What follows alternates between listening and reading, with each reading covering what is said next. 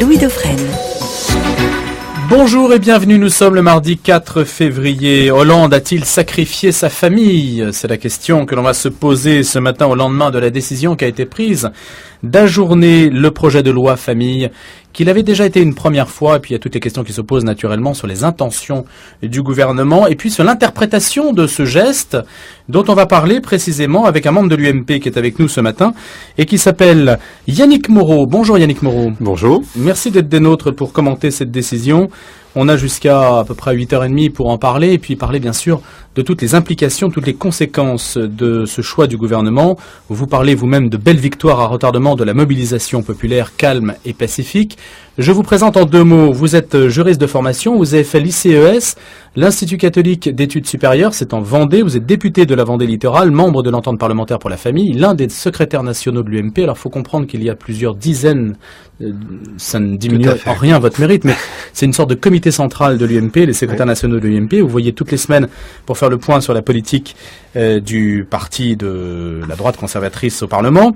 Vous êtes en quelque sorte un Villiers boy, c'est ainsi qu'on peut vous présenter. 38 ans, marié, père de 2 enfants. Ça va? C'est tout à fait ça. J'ai à peu près tout dit. Ouais. Et élu de fraîche date, 2012, donc vous avez encore toutes vos illusions, c'est ce que vous dites. Et maire depuis 2008 de la commune d'Olonne-sur-Mer, juste à côté des Sables d'Olonne.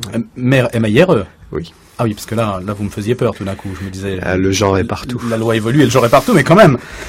Alors, comment appréciez-vous cette décision du gouvernement? S'agit-il d'un revirement, comme ça a été dit? On a même un titre de presse, la loi famille enterrée. Ce n'est pas un peu excessif? Non, moi je crois d'abord qu'il faut se réjouir, il faut pas bouder son plaisir. Il y a eu des millions de familles qui se sont associées, soit physiquement lors des manifestations, ou par la pensée au mouvement de la manif pour tous depuis des mois. Et c'est votre cas? Et c'est mon cas, j'ai participé évidemment à toutes les manifestations au niveau local, au niveau régional, au niveau national. Et ces manifestations ont porté leurs fruits. Elles ont porté leurs fruits à retardement parce que l'année dernière, le président Hollande n'avait pas voulu entendre les familles françaises. Mais cette fois-ci, à l'orée des municipales, dans un contexte particulier, après une visite au pape François, finalement, le gouvernement... vous faites le lien? Je ne peux pas m'empêcher de le faire. Je constate un effet quasi immédiat. D'ailleurs, j'invite le président Hollande à retourner voir le pape François dans le courant de l'année 2014, parce que manifestement, c'est bénéfique pour la France. Et donc, voilà, on a une mobilisation pacifique, populaire, familiale, déterminée, qui a porté ses fruits. Et dimanche, dans le cortège, sous le soleil de Paris, on a vu des sourires, de la joie, de l'enthousiasme pour défendre la famille. J'y étais aux côtés de Jean-Christophe Romantin, de Philippe Gosselin, de Claude Goasguen, en tête de cortège pour... Henri Guénaud, vous l'avez oublié aussi. Henri Guénaud, oui, mais Henri Guénaud qui n'a pas voulu manifester, lui. Il est juste venu apporter un soutien. Et donc, il est venu nous saluer, on est très content de l'avoir entreaperçu. Mais ça n'était pas vraiment une manifestation, en tout cas, c'était une démarche plus individuelle que collective. Il n'est pas de la famille? Non, mais il était dans une démarche individuelle, pas collective. J'aime beaucoup Henri, mais j'eus préféré qu'il soit derrière la banderole avec nous. Enfin, chacun fait ce qu'il veut. Combien étiez-vous de l'UMP derrière la banderole? C'est une bonne question. Je regardais devant et pas derrière, donc je saurais pas vous répondre. Regardez à côté, remarquez. J'aurais préféré que nous soyons plus nombreux, évidemment.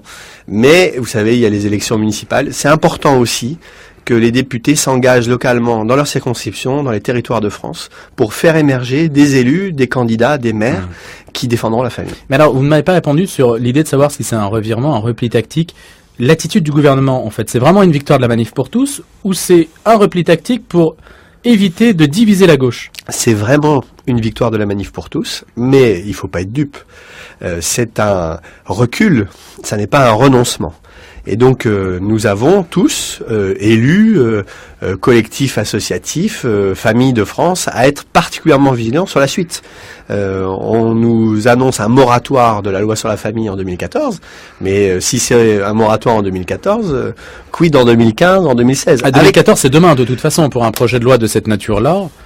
C'est un report de 6 mois ou de 8 mois, c'est dérisoire. Avec les socialistes, vous savez, le pire est toujours sûr. Et donc, je crains que le sujet ne revienne sur la table du Parlement, en 2015. Et puis, vous savez, tous les problèmes ne sont pas réglés. On va échapper en 2014 à la PMA, mais en 2015, le débat va s'ouvrir. On a toujours des problèmes avec la théorie du genre, dont on nous dit n'importe quoi sur la théorie du genre. En réalité, il y a toujours 600 écoles qui sont confrontées à cette expérimentation de la BCD égalité. On a toujours un problème avec la GPA, parce qu'alors que la Cour de cassation refuse les effets de la GPA en France, la circulaire Taubira, Madame Taubira, ma ministre préférée, elle... Là, vous ironisez. Hein. Oui, parce que... Non, mais je dis cela parce que c'est la radio, c'est compliqué à la radio. Oui, parfois, pardon, je ne sais pas si on ironise ou pas, alors. Oui, parce que Madame Taubira est un adversaire politique de premier choix. C'est-à-dire que, d'abord, elle est douée. Et elle réussit à enfumer. Vous ironisiez aussi, là, ou pas? Non, elle est douée. Non, elle est vraiment douée. Elle est vraiment douée, sauf qu'elle a un corpus idéologique qui n'est pas du tout le mien. Et je crois que son action est très néfaste à notre pays.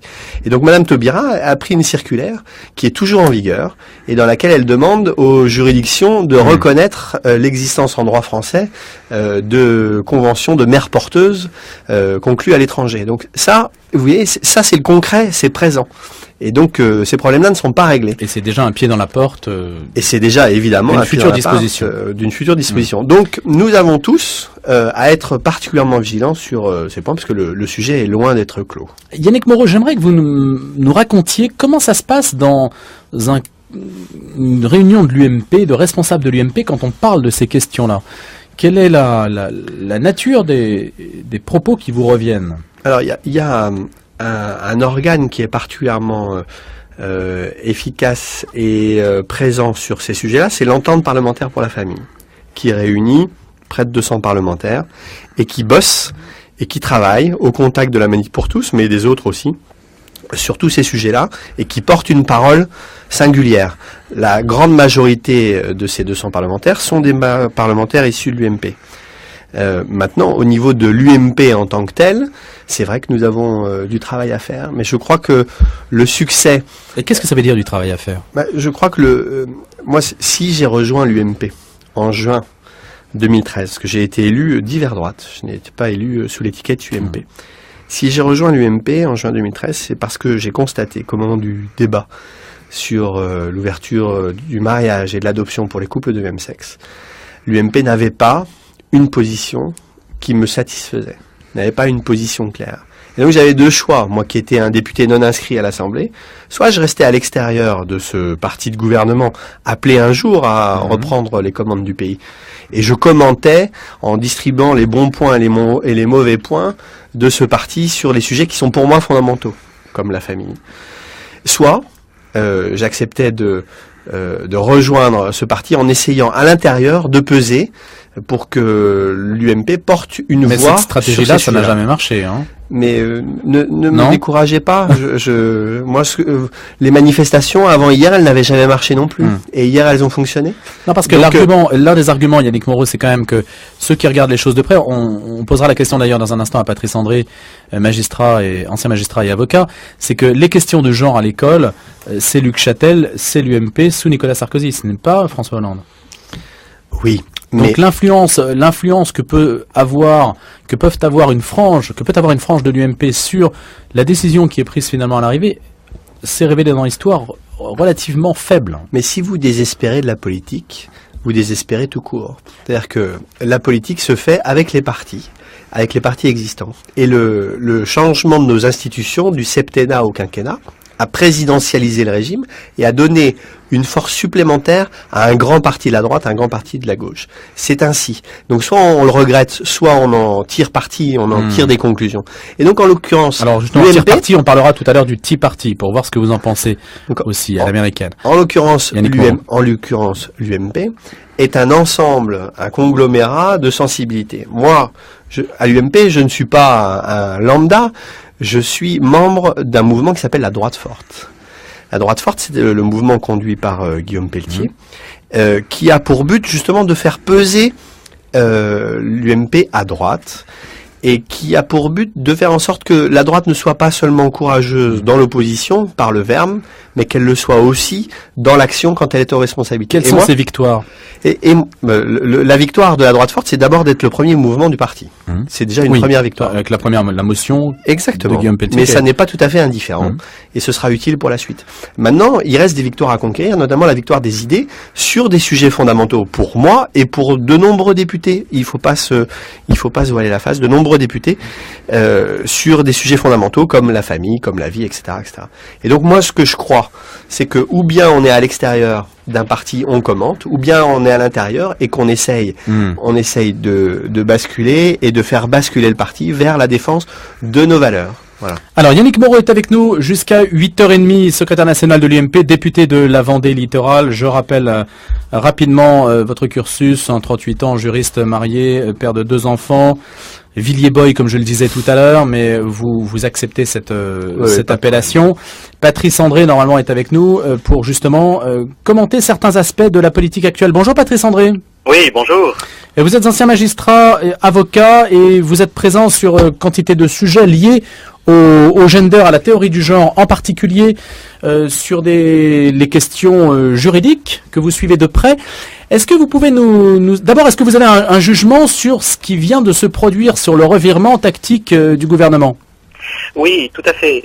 Bon, évidemment, on ne peut que saluer ce revirement tactique et l'abandon provisoire, au moins pour quelques mois, de ce projet. En tant qu'il allait certainement, bien sûr, comme ça a été relevé par beaucoup de commentateurs, incorporer la GPA et la PMA. Et je voudrais dire que j'ai peur que ce soit un piège également, et que le piège soit d'une certaine façon déjà refermé. Je m'explique.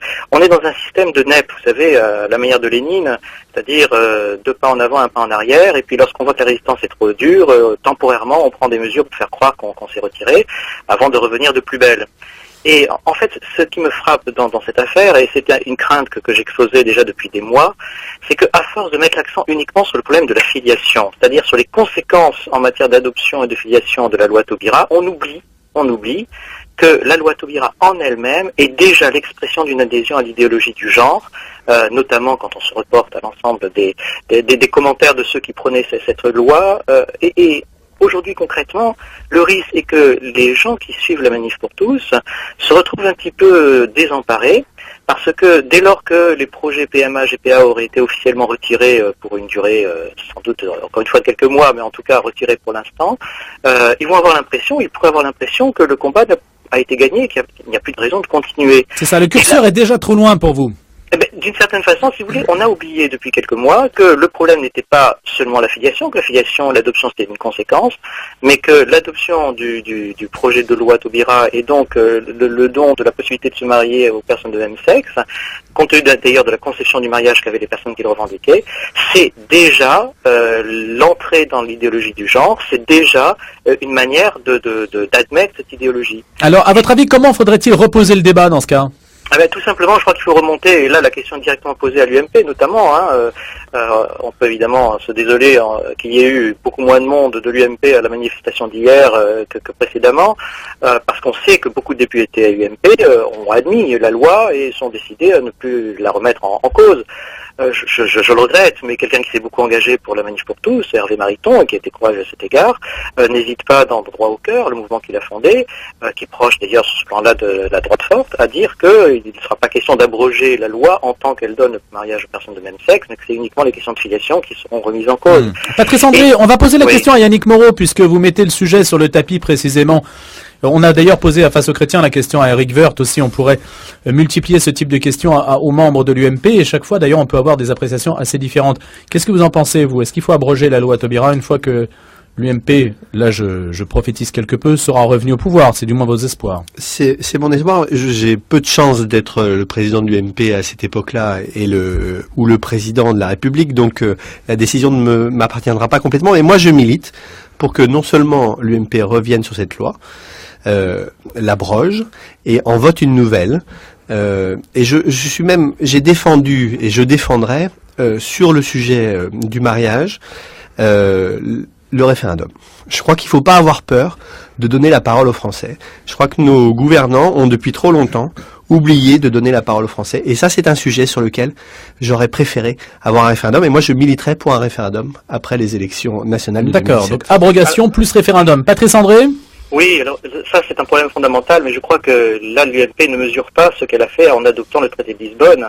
Le traité de Lisbonne donne une suprématie au droit européen, y compris sur la Constitution française. C'est-à-dire qu'aujourd'hui, une modification de la Constitution française, y compris par voie de référendum, serait écartée par les juges, aussi bien nationaux d'ailleurs appliquant le droit européen que les juges européens de la Cour de justice de l'Union européenne, en tant que impossible à opposer à un texte de droit européen. C'est-à-dire qu'aujourd'hui, en ayant signé le traité de Lisbonne, en ayant fait tout pour que ce traité soit adopté sous la présidence de M. Sarkozy, l'UMP s'est mise dans une position qui est absolument intenable, parce qu'elle dit, et les gens la croient, qu'avec un référendum, on va pouvoir résoudre cette question, mais ce n'est pas vrai. Mais alors, expliquez-moi, pourquoi ne résoudrait-on pas la question là? Expliquez-moi vraiment précisément pourquoi le traité de Lisbonne empêche de résoudre la question posée par la loi Taubira. Alors, pour deux raisons. Sur la question du référendum, très concrètement, ce traité institue la suprématie du droit européen sur les constitutions nationales. C'est-à-dire que la constitution nationale n'est plus un obstacle. Déjà, la Cour de justice de l'Union européenne refusé qu'elle le fût. Mais aujourd'hui, c'est acté en droit interne, c'est acté dans un traité absolument clair.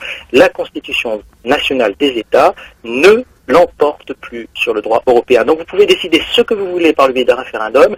Si le traité de Lisbonne reste en application tel qu'il a été voté, eh bien, cette Constitution sera écartée. Mais la loi Taubira n'a pas été votée à l'échelle européenne.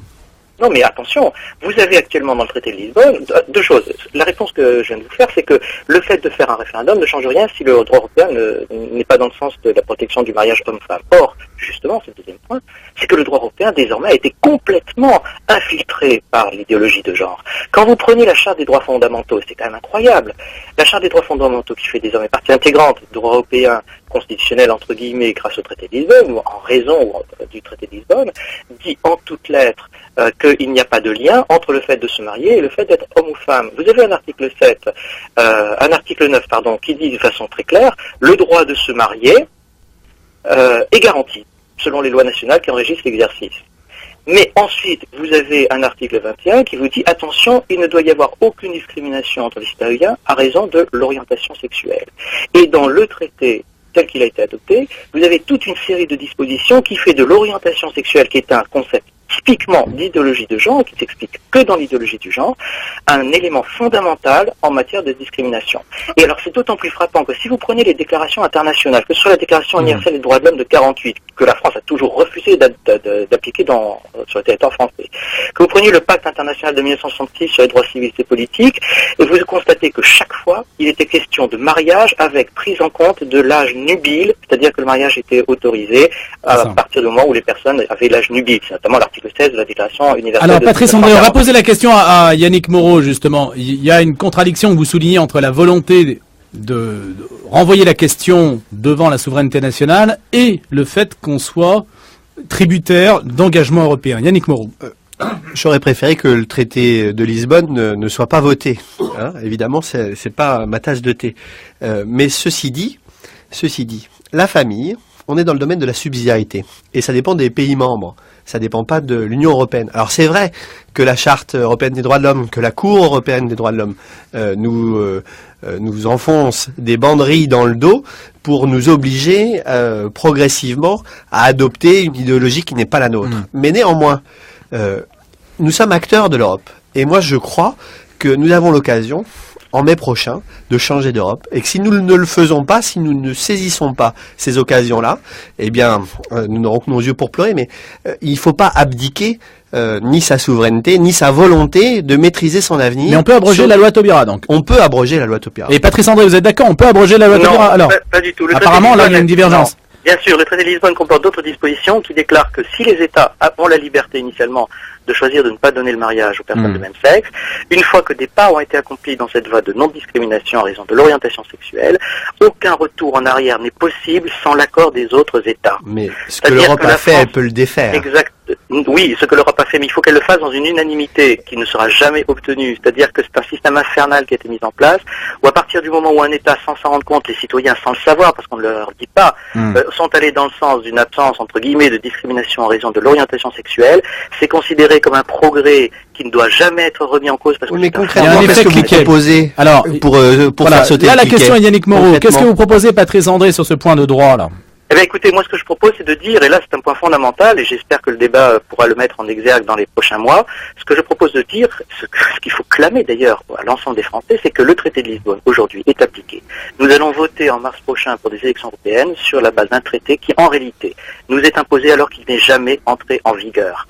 Ça vous paraît surprenant, mais tout le monde peut comprendre cette argumentation, elle est imparable sur le plan juridique, et en même temps, elle est facile à comprendre sur le plan général.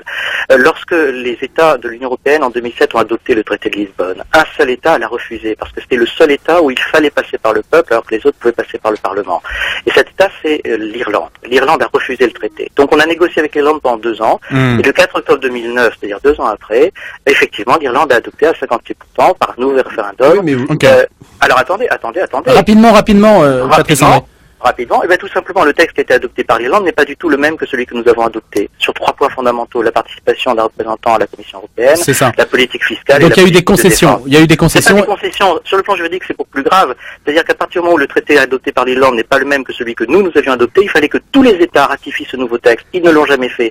Nous appliquons donc aujourd'hui un traité qui n'a jamais été voté dans les mêmes termes. Mais vous décrivez parfaitement le mur, mais ni le moyen de le déconstruire, ni le moyen de le contourner. En tout cas, il faut faire des recours de façon à ce que les juges sont obligés de constater qu'au regard du droit international le plus absolu, le traité de Lisbonne n'est jamais entré en vigueur et qu'il nous est imposé par la force. Il faut que nous imposions une Europe plus démocratique, que nous changions d'Europe, et c'est le sujet des européennes qui se présentent en mai prochain. Merci Patrice André d'avoir été avec nous ce matin, ancien magistrat, avocat, sur cette question liée au traité de Lisbonne et le fait complexe quand même du point de vue juridique de savoir comment les législations nationales sur les questions de mœurs peuvent s'articuler aux dispositions, aux engagements européens pris en particulier à l'aune du traité de Lisbonne. Yannick Moreau, député UMP, la Vendée littorale, c'est son territoire, membre de l'entente parlementaire pour la famille, secrétaire national de l'UMP, tendance droite forte, Yannick Moreau.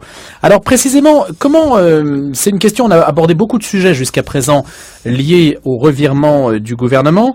Vous dites dans votre communiqué, c'est à nous de proposer une autre loi famille qui prenne en compte les aspirations des millions de Français mobilisés depuis des mois. Qu'est-ce que vous proposeriez précisément, Yannick Moreau ? De remettre la famille au cœur du projet d'avenir de notre pays. La famille est une valeur essentielle de notre société. La famille est une espérance pour la France. Et nous avons besoin de faire une contre-proposition que nous porterons au Parlement et qui s'appuiera sur les assises de la famille de la Manif pour tous. Mais le nous, c'est qui ? C'est la droite forte ou c'est l'UMP ? C'est l'entente parlementaire pour la famille et c'est les députés de l'UMP. Et à nous de convaincre l'ensemble de notre parti de se positionner sur un sujet aussi essentiel que celui-là pour l'avenir. Est-ce que vous me permettez de réagir sur le genre parce que l'éditorialiste a eu des propos très justes que je partage. Mais on est dans une sorte de fausse schizophrénie. En réalité, le courant de fond du Parti socialiste est favorable au genre. Ça ne date pas d'aujourd'hui. Le PS est pour. Naja Vallaud-Belgacem, la porte-parole du gouvernement, était favorable avant d'entrer au gouvernement. Vous dites Naja parce que ça fait penser à un serpent ? Non. Non, je dis Naja parce que c'est son nom. Oui, Najat, généralement. Oui, bon. Mais voilà, mais je prononce pas les... Je pensais que vous ironisiez encore, mais... Je parle en français. Et donc, elle a toujours été pour. Le PS est pour. La présidente des jeunes socialistes a affirmé le 1er février, oui, le genre ça existe et nous allons l'enseigner dans les écoles. Et c'est tant mieux. Voilà. Au moment où le gouvernement essaye pour calmer les jeux, mais provisoirement seulement, personne n'est dupe, de dire que les combats de la Manif pour tous sont imaginaires et que le genre ça n'existe pas. Évidemment, c'est un sujet d'actualité. Nous avons 600 expérimentations dans les écoles. Nous ne voulons pas de cette théorie mortifère pour l'éducation de nos enfants. Il y a des écoles qui enseignent le genre. Je n'ai pas réussi à le savoir. Mais ce que je peux vous dire, c'est que ça transpire dans les méthodes de l'éducation nationale et des syndicats d'enseignants. Donc on est loin de la rumeur. On est dans l'existence d'une réalité pour au moins 600 de nos écoles et sur un discours ambiant des syndicalistes enseignants. Alors le sujet n'est pas vraiment symétrique, mais quand même, le projet de loi égalité homme-femme, partage du congé parental, bon ça on peut en discuter, mais surtout les amendements sur l'avortement, suppression de la détresse, délit d'entrave à l'IVG accentué, 24 voix contre à l'UMP. Alors, 24. Je dirais un mot de l'IVG, mais sur le congé parental, il faut pas occulter la difficulté. Dans ce projet de loi qui est passé contre le vote de certains députés UMP et le mien notamment, l'État se substitue aux familles pour décider ce qui est bon pour eux. C'est pas possible. C'est pas comme ça que ça fonctionne. C'est pas à l'État d'imposer que l'époux ou l'épouse continue un congé maternité ou paternité. C'est une conception de la famille qui est vraiment, alors là, pour le coup, vraiment archaïque. C'est pas à l'État. Il faut laisser la liberté aux familles de concevoir leur avenir. Sur l'IVG, moi je regrette vraiment ce qui s'est passé. La disparition de la notion de détresse dans la loi Veil est une erreur fondamentale. J'ai voté évidemment contre sur ce point-là. C'est une erreur fondamentale, pourquoi ? Parce que notre droit faisait de la protection de la vie dès son commencement, c'est l'article 16 du Code civil, le principe. Et l'exception, dans la loi Veil, c'était la notion de détresse. En supprimant la notion de détresse, on crée un droit à l'avortement, et ce droit à l'avortement, il n'a pas de sens. Et donc, effectivement, nous n'étions pas très nombreux à voter, mais nous étions quand même là pour porter une parole différente. Et on a essayé d'éviter, et on a porté une parole différente en essayant d'éviter la banalisation, en essayant de promouvoir la vie, parce que finalement, de quoi s'agissait-il ? Il s'agissait de rappeler qu'un embryon de 3 mois est un être humain, est une vie que le législateur a vocation à protéger. Et les lois qui nous régissent aujourd'hui et qui nous harcèlent sur ces points-là vont dans un sens qui est un sens mortifère et qui promeut les droits au devoir de respecter la vie. Yannick Moreau, on vous écoute et je suis persuadé qu'une partie de notre public écoute votre discours précisément, mais comment ça se passe ? Je vous posais la question tout à l'heure de savoir comment ça se passait lorsque vous étiez assis à un conseil de l'UMP, je ne sais pas, par exemple à côté de Roselyne Bachelot. Ça fait longtemps qu'on la voit plus. Hein. Oui, mais vous êtes à côté d'elle sur la photo. Ah non. Oui, mais forcément, vous êtes à côté d'elle sur la photo. Or, elle tient un discours qui, si on prenait point par point ce que vous avez dit, serait quasiment inverse. Oui, mais là, comment pouvez-vous appartenir à la même formation politique qu'elle ? Par exemple, je dis Roselyne Bachelot, c'est la première qui me vient à l'esprit. La politique, ce ne sont pas que des discours, ce sont des actes. Et moi, si je me suis engagé en politique, c'est pour peser. C'est pour poser des actes et porter la parole de ceux qui ne l'ont pas sur ces sujets-là. Et donc, je considère que mon rôle à moi, avec la droite forte, c'est de porter des valeurs que l'UMP ne défend pas suffisamment. Et donc, c'est de faire peser à l'intérieur de l'UMP pour faire venir l'UMP sur nos valeurs et sur nos convictions fondamentales. Donc, ça veut dire qu'un parti politique aujourd'hui, parce qu'on va avoir une réflexion un peu institutionnelle avec Evelyne Josselin dans un instant, un parti politique aujourd'hui, c'est en fait comme une salle de marché où on vient défendre un point de vue et il y a une décision qui se dégage de l'ensemble de ces tensions. Non, c'est ça un parti politique aujourd'hui ? Un parti politique, c'est un jeu de rapport de force. Et donc l'UMP, c'est un conglomérat de sensibilités qui vont du centre à la droite et à la droite de la droite. Et donc il faut, à l'intérieur d'un appareil donné, peser suffisamment pour faire valoir et faire primer ses idées et ses convictions. C'est le sens de la droite forte. Et donc, en réalité, on peut regretter que ce soit comme ça. Mais les institutions de la Ve République ont créé un régime présidentiel qui était un régime sain, S-A-I-N, un régime efficace sur le plan institutionnel. La réforme constitutionnelle qui a fait passer le septennat au quinquennat a davantage encore présidentialisé le régime et a donné encore davantage de poids aux partis de gouvernement de gauche et de droite. Et donc on arrive à un système de bipartisme avec un parti de gouvernement de gauche, un parti de gouvernement de droite. Et qui sont chacun attrape-tout. Et qui sont chacun attrape-tout. Mais ce sont les règles du jeu. Alors soit on les refuse et on est anarchiste, et dans ce cas-là, on fait pas de politique, mais on subit.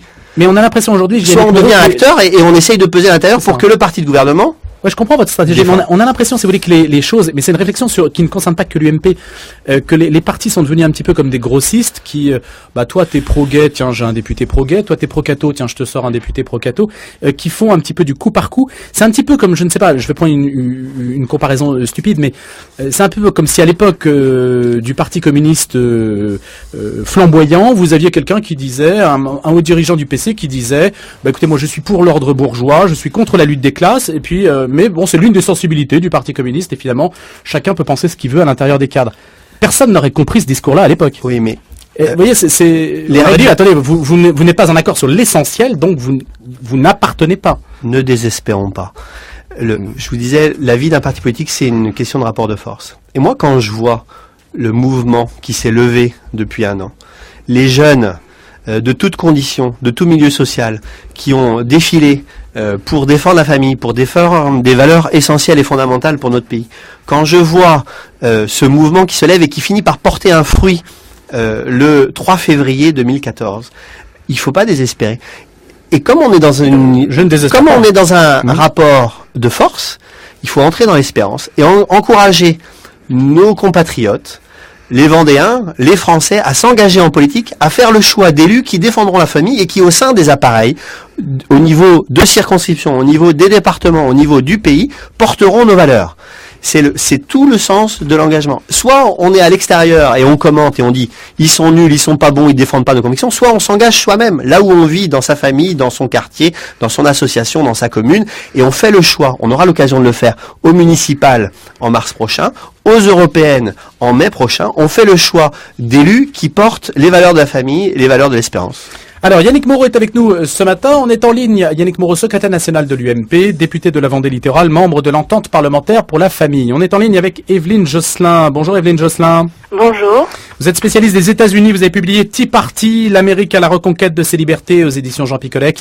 Et si on parle du Tea Party, c'est parce que Manuel Valls, dans une interview au Journal du Dimanche, a évoqué cette idée d'un Tea Party à la française, en la fustigeant bien sûr, en faisant allusion à une frange ultra-conservatrice qui échapperait en quelque sorte au cadre. Nous, ce qui nous intéresse ce matin, c'est de comprendre si la Manif pour tous est une forme de mouvement contestataire qui n'entre pas dans le cadre du système, qui échappe au cadre bien défini de la gauche et de la droite. Je ne sais pas trop comment répondre à votre question. Moi, ce que j'ai analysé surtout, j'ai vu que Manuel Valls avait l'air de répondre point par point à un article que j'ai commis pour les 4 vérités le soir même du jour de la colère. Et j'ai aussi vu hier soir à la télévision, exceptionnellement, j'ai regardé une chaîne française, tout à fait par hasard, je suis tombée sur un débat sur la journée d'hier. Alors, ce que j'ai bien compris, c'est que les socialistes au pouvoir d'aujourd'hui font une différence très nette entre la journée de la colère de la semaine passée et puis la manif pour tous hier. Il y aurait des manifestants respectables et puis d'autres qui seraient absolument antidémocratiques, des extrémistes qu'on pourrait apparenter aux extrémistes du Tea Party américain, parce que c'est comme ça qu'ils les voient alors qu'ils n'en connaissent rien. Mmh. Et donc, on voit tout de suite. Alors, on voit laquelle des 2 manifestations fait le plus mal. Celle d'hier ne les dérange pas trop, parce qu'elle ne les remet pas véritablement en question. Alors moi, je suis de toute façon pour toutes les manifestations contre ce pouvoir autoritaire, mais je pense que les Français doivent tous s'unir, Tea Party ou pas, peu importe l'étiquette. Et ce qu'il faut comprendre, et ce que je crois que seule la gauche comprend, et pour cause, c'est que les protestataires en France n'ont pas de vision globale, n'ont pas de vision d'ensemble de ce qui leur arrive. Moi, je vois, par le biais donc justement de mon étude des États-Unis, que c'est la suite logique d'une guerre culturelle que la gauche a livrée aux sociétés bourgeoises, aux sociétés ordinaires, depuis plus de 4 décennies. Tout ça fait partie d'un plan qu'elle appelle progressiste. Attention, elle se part toujours de noms flatteurs, et en fait, c'est un agenda de destruction des sociétés traditionnelles.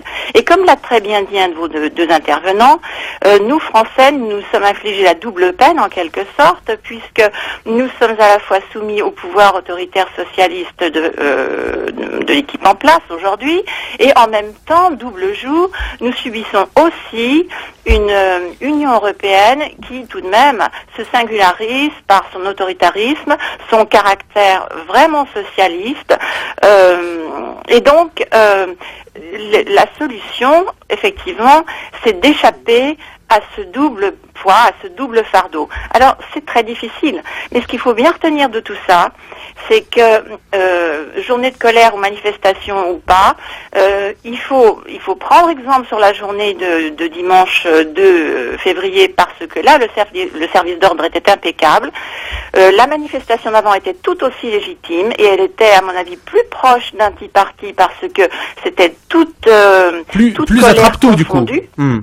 et ça c'est très important, les gens doivent bien comprendre que ce pourquoi le gouvernement vient de reculer tout à fait provisoirement pour quelques mois n'est jamais que l'une des pièces de l'ensemble.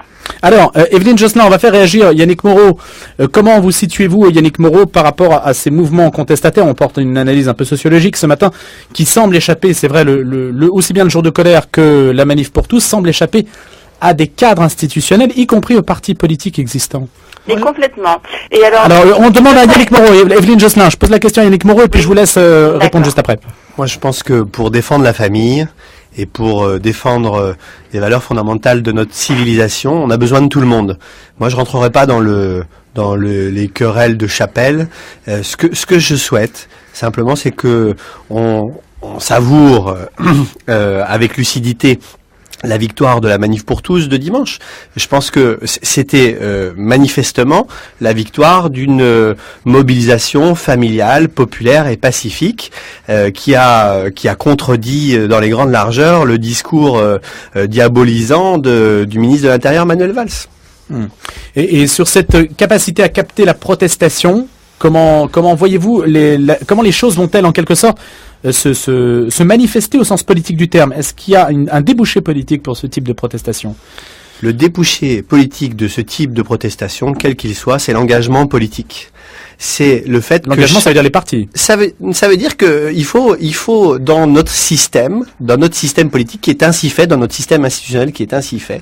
Je ne crois pas malheureusement à l'émergence de solutions qui ne passent pas par les partis, puisque notre système est verrouillé sur les partis politiques.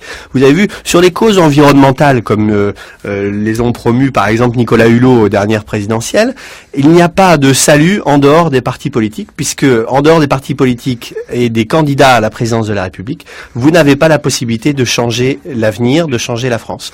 Et donc il faut s'engager localement, dans sa famille, dans son quartier, dans son association, dans sa commune, en choisissant les bons élus au mois de mars, mais aussi nationalement.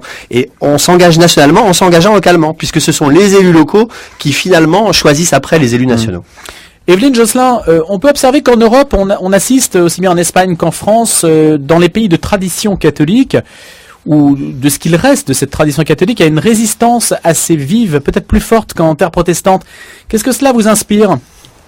Alors détrompez-vous, les questions de valeurs, y compris de valeurs familiales, sont très importantes aussi dans les pays de confession protestante, et particulièrement aux États-Unis, où du reste il y a beaucoup de catholiques. Mais moi, ce qui m'intéresse, c'est ce que vient de dire Yannick Moreau, que je salue en tant que vendéenne. Merci. Eh bien, c'est toute la différence entre une droite molle qui accepte la dure condition d'être bloquée par un système verrouillé, et des gens qui véritablement veulent faire éclater ces verrous. Et faire éclater ces verrous, c'est pas forcément par la violence, c'est aussi par la persuasion, c'est aussi par l'insistance à répéter que ce qui se passe n'est pas bien. Et je pense que c'est là où il faudrait que quelqu'un de connu, par exemple quelqu'un comme Claude Goasguen, que j'ai vu hier soir et que je trouve très bien, pourquoi est-ce que une personnalité connue à droite ne prendrait-elle pas... Ne casse pas la baraque, quoi. Pour aller vite, ne casse pas la baraque, hein. Oui, bien entendu. Ne prendrait-elle pas ce mouvement, premièrement, au sérieux, et deuxièmement, ne le prendrait-elle pas en route pour pouvoir se poser en pole position pour 2017 comme une alternative crédible? Alors voilà, la question posée par Evelyne Josselin. Personnalité ou pas. Elle aurait le peuple français, c'est ça qui compte. Alors la réponse de Yannick Moreau, est-ce que justement on pourrait assister à l'émergence d'un nouveau parti? Pas un parti, enfin, une personnalité capable. Un petit parti en quelque sorte, Evelyne Josselin, une personnalité qui emmène le mouvement de la manif pour tous notamment vers un horizon 2017. D'abord, je voulais dire que c'est la première fois qu'on me classait dans la catégorie de la droite molle, mais il faut un début à tout. C'est pas le sentiment que j'éprouve dans mon action politique et dans les actes et les votes que je... Je n'étais pas dirigé contre Yannick Moreau. Non, j'entends bien, mais c'est bien la première fois que je... Alors allez-y Yannick Moreau sur ce terrain-là, parce que moi je crois qu'il y a un principe de réalité. Il y a un principe de réalité, c'est-à-dire que aujourd'hui, l'élection qui détermine l'avenir de notre pays et de nos compatriotes, c'est l'élection présidentielle.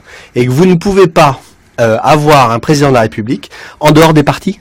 c'est impossible. Et donc, on peut rêver de faire émerger une personnalité. Général de Gaulle. J'aime beaucoup Claude Goasguen, c'est pas le sujet. On a défilé ensemble dimanche à la manif.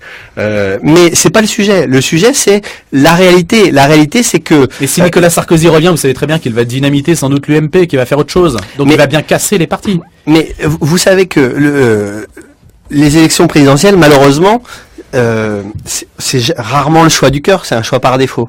Est-ce que vous croyez que Nicolas Sarkozy aurait voté ces lois qui nous ont été imposées? Moi, j'en suis pas sûr.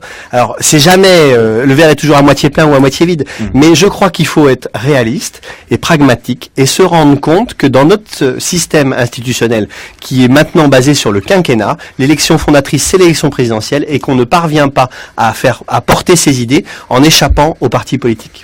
Merci Evelyne Josselin d'avoir été avec nous ce matin. Petit parti à la reconquête de nos libertés, c'est l'Amérique. Et vous êtes spécialiste des États-Unis, c'est aux éditions Jean Picolec.